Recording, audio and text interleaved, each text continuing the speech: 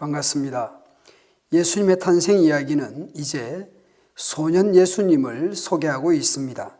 그동안 예수님 탄생 이야기에서 예수님은 늘 수동적인 모습이었습니다.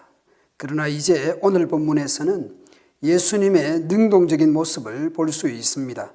요셉과 마리아는 유월절이 되면 나사렛 온 동네 사람들과 예루살렘을 방문하여 일주일 절기를 지내고 돌아왔습니다.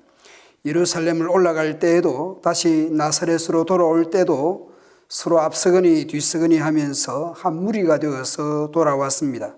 요셉과 마리아는 예루살렘 일정을 마치고 일행들 사이에서 예수님이 같이 오는 줄 알았는데 하루 지나서 보니까 예수님을 찾아도 보이지 않았습니다. 그래서 요셉과 마리아는 나사렛으로 가던 길에서 다시 예루살렘 방향으로 돌아가면서 예수님을 찾아가게 됩니다.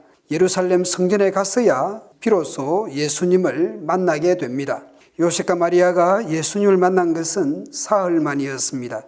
누가는 만난 장소와 광경을 우리에게 보여주고 있습니다. 예수님은 성전에 계셨습니다. 그리고 앉아 계신 모습을 눈여겨보십시오. 선생들 중에 앉아사입니다. 표준 세번역이나 현대인 번역은 선생들 가운데 앉아서 라고 번역하고 있습니다.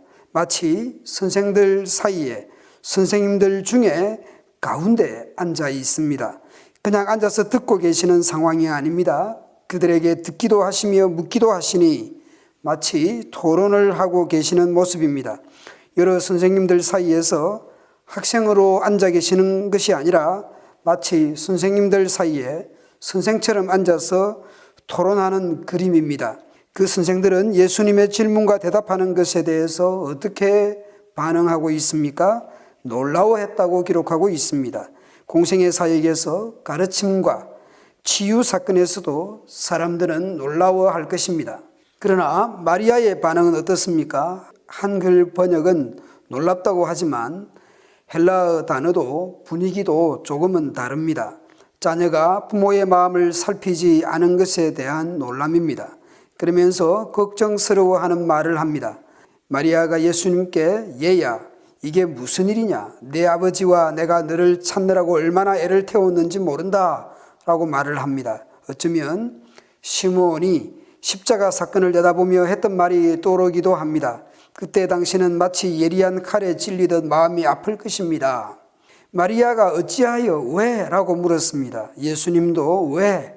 어찌하여? 라고 역질문을 합니다. 아이야 어찌하여 우리에게 이렇게 하였느냐? 예수께서 이르시되 어찌하여 나를 찾으셨나이까? 우리말 성경에는 확인하기 어렵지만 반드시라는 표현을 넣어야 할 것입니다.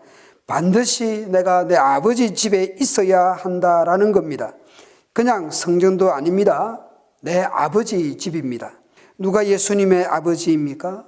예수님은 누구의 집에 계셔야 되는지 되묻게 됩니다. 아직 때가 되지 아니하였기에 나사렛으로 돌아가야 하겠지만 예수님은 하나님의 아들이었습니다. 예수님의 표현 속에서 반드시 내가 내 아버지 집에 있어야 한다는 말씀을 누가복음 독자들은 기억해 두어야 할 것입니다. 내 아버지 집은 만민이 기도하는 집입니다. 아버지의 뜻과 목표를 행위로 가르치시고 백성을 가르치고 복음을 전하는 것으로 나타날 것입니다.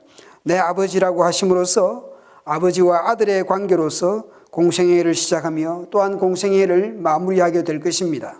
그래서 오늘 본문 2장 49절 그리고 24장에 가서도 내 아버지입니다.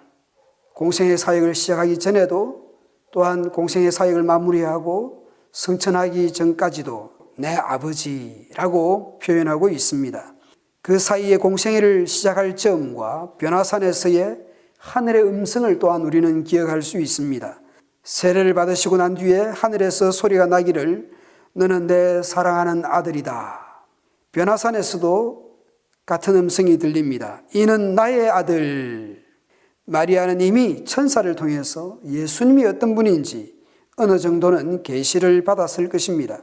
그것도 반복해서 말이죠. 보라 네가 잉태하여 아들을 낳으리니 그 이름을 예수로 하라.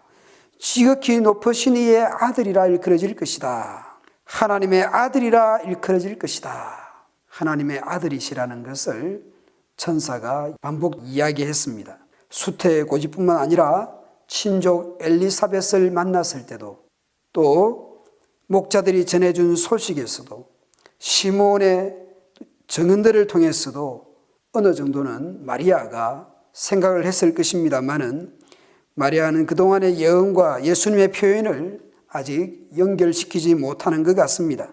아직까지 자신의 육신의 아들로 생각하고 있는 것 같습니다. 다시 나사렛으로 내려갑니다. 아직 예수님의 때가 이르지 아니한 것 같습니다. 예수께서 함께 내려가사 나사렛에 이르러 순종하여 받드시더라. 그 어머니는 이 모든 말을 마음에 두니라. 마리아는 이 모든 말을 마음에 묻어두는 것 같습니다. 언젠가는 예수님이 누구신지 분명히 알아갈 것입니다. 52절은 예수님의 성장에 관한 내용을 요약하고 있습니다. 이것은 세례 요한에 대한 것도 기억나게 합니다. 아이 세례 요한이 자라며 심령이 강하여지며 이스라엘에 나타나는 날까지 빈들에 있으니라. 아기 예수님이 자라며 강하여지고 지혜가 충만하며 하나님의 은혜가 그의 위에 있더라. 예수는 지혜와 키가 자라가며 하나님과 사람에게 더욱 사랑스러워 가시더라. 우리 중에 모든 자녀들이 이렇게 신체도 지혜도 마음도 믿음도 자라가고 강하여 가면 좋겠습니다. 하나님과 사람들에게 사랑받으며 잘 자라가면 좋겠습니다. 또한 하나님과 사람들에게 사랑받을 만한 그런 인물들로 자라가면 좋겠습니다. 여러분 모두 영육간에 강건하시기를 축원합니다.